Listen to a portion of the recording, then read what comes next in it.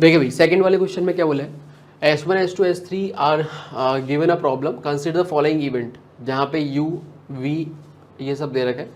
तो जैसे कि दिख ही रहा है साफ साफ S1 S2 S3 है, तीन अपने वेन डायग्राम के थ्रू अपन इसको ज़्यादा अच्छे से डील कर पाएंगे। तो एक बार वेन डायग्राम बना लेते हैं, ठीक है। तो ये हो गया अपना S1 के प्रॉब्लम सॉल्व करने की प्रॉबिलिटी इस सर्कल से एंड वगैरह वगैरह, और ये अपना टोटल यूनिवर्सल। अब अगर अपन यहाँ पे देखें तो देखो पहली चीज़ तो क्या है, जो इन्होंने दे रखा है probability of you. Probability of you का मतलब क्या है, S1 S2 S3 इनमें से कम कोई एक तो प्रॉब्लम सॉल्व कर ही रहा है, तो वो आप समझते हो कि इधर इधर कहीं ना कहीं होगा, उसकी प्रोबेबिलिटी हाफ दे रखी है। तो किसी से भी सॉल्व ना हो उसकी प्रोबेबिलिटी ऑफ कोर्स 1/2 होगी।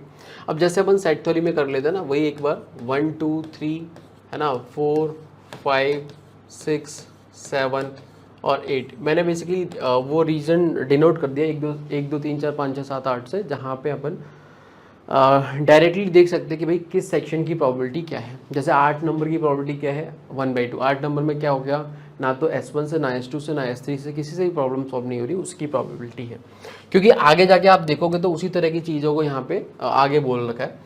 नेक्स्ट वी देखोगे तो S1 can solve the problem given that S2 nor S3 can solve the problem. तो बेसिकली ये अपना कंडीशनल प्रॉबिलिटी है, S1 ने सॉल्व करी बट ये दे रखा है कि S2 ना ही S3 किसी से भी सॉल्व नहीं हुई, ठीक है। तो ये चीज़ समझ में आई। अब देखो ये कंडीशनल प्रॉबिलिटी में होता है क्या, सैम्पल स्पेस जो अपना रिड्यूस हो जाते हैं। तो अगर अपन देखें तो उस हिसाब से S2 या फिर S3 किसी से भी सॉल्व नहीं हो रही। S2 का है ये रहा, S3 ये रहा, तो ये तो गया सैम्पल स्पेस में, बचा क्या 1 और 8 ही बचा। तो हमारे पास में समझ में आता है कि S1, अच्छा अब 1 और 8 में से S1 प्रॉब्लम सॉल्व करे उसकी प्रोबेबिलिटी क्या होगा, ऑफकोर्स 1 वाला आएगा ऊपर। तो 1 नंबर का ऊपर आ गया और ये तुम्हारा 1 नंबर और 8 नंबर का नीचे आ गई प्रोबेबिलिटी। और ये फिर तुम्हें दे रखा है कितना 1/10 दे रखा है, ठीक है।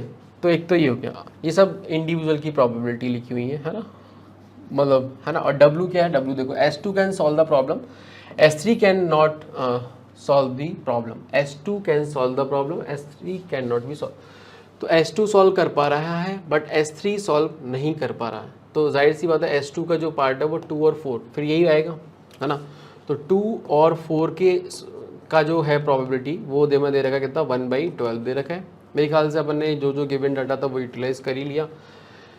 यहाँ तक समझ में आ गई होगी बात। और हाँ ये दे ही रखा था 1 से लेके 7 तक का जो सम है वो 1/2। अब हमें जो निकालना है टी क्या है भाई, S3 can solve the problem.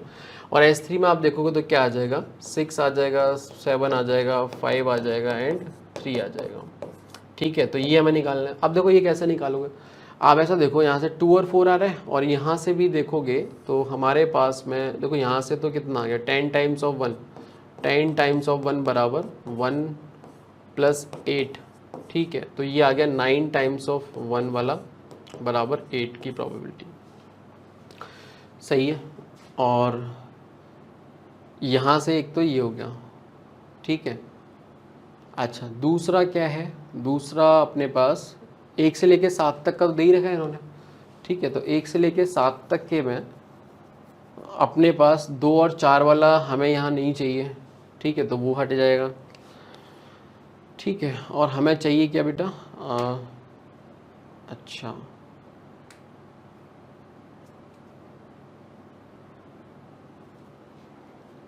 एक की प्रोबेबिलिटी तो और हमें चाहिए होगी एंड वो हम कैसे निकालेंगे। अच्छा हमें इसकी 8 की तो प्रोबेबिलिटी दे दी ना यार, बात खत्म होगी, बस हो गया ना।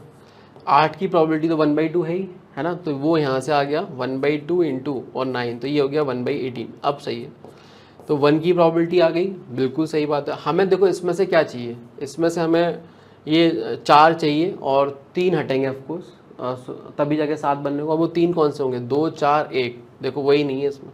तो बस आप काम खत्म हो चुका है। दिस इज इक्वल टू कितना आ जाएगा, टोटल हाफ में से हमने क्या माइनस किया, एक तो 1 वाली की कर दी जो कि 1/18 है, और ये 2 इकट्ठे 1/12 की कर दी। तो ऐसे करके 3 हट गए 7 में से, तो 4 बचे, उसकी प्रॉपर्टी आ जाएगी। एंड ये कैलकुलेट करोगे तो कितना आ गया भाई, 36 आ जाएगा ना एलसीएम। हाँ तो ये आ गया कितना 18, तो ये आ गया 18 दूनी 36, 12 36, तो ये हो गया 5 इधर 13/36, है ना, 13 बाई ये। तो ऑप्शन नंबर ए अपना करेक्ट हो जाएगा।